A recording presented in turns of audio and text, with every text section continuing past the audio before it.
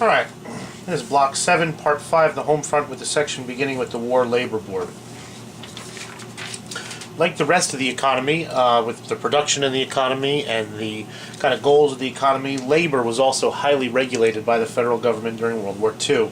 The War Labor Board imposed ceilings on wages for the duration of the conflict, and the purpose of that was to prevent inflation, that consumer goods were not going to be being produced in very large numbers at all.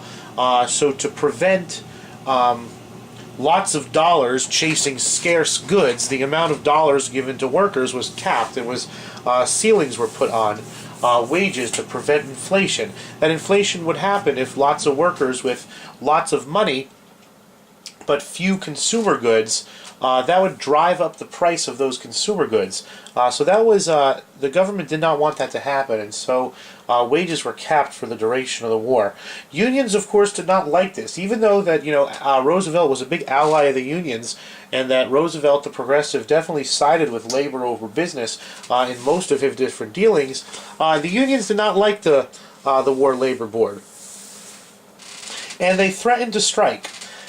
Strikes during the war, it was kind of thought of by most of the country, were anathema, that they could not be allowed to happen, that labor disputes could not possibly stand in the way of success in winning the war. So with that in mind, Congress passed what was known as the Smith-Connally Anti-Strike Act.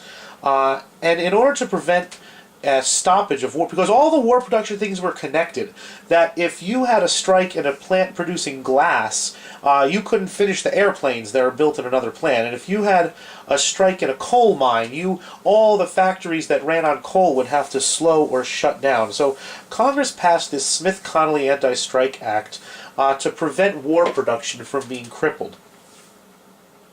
The act gave the United States government the right to seize and operate industries that were threatened by strikes.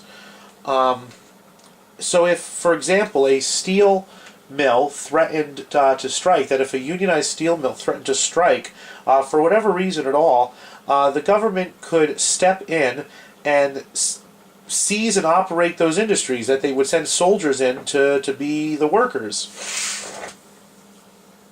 Most of the time, the threat of this stopped strikes before they started in the first place.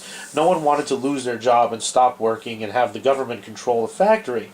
In 1944, the government ordered the Philadelphia Transit Authority to use black Americans as motormen on the trolleys and whatnot. They needed workers. There was a lot of black people looking for jobs, and the union said, absolutely not, we're not accepting black people, we're not letting them drive the buses and the trolley cars and the trains and the subways in the city of Philadelphia. The government wanted to place black Americans in those jobs. And you can see, here are black Americans kind of arguing that that they ought to have the right to do this. And you can see it's kind of a wartime thing. The guy's poster here at the front says, "Race discrimination breeds fascism. We drive tanks, why not trolleys?" These black Americans are simply looking for an opportunity to work. But the union said absolutely not, and they threatened to strike. FDR, using the Smith-Connally Act, sent in the army to run the buses and run the rails, and then he said to the striking union workers, return to work right now with these black citizens, working alongside of you, or you'll be drafted. And that very quickly broke the strike. Even so, kind of in review, in terms of labor during the war, most everybody had a job. That unemployment by 1944 was incredibly low, but people didn't have a lot of money to spend, and wages were capped, and the government could step in and kind of restrict the power of American unions during World War II.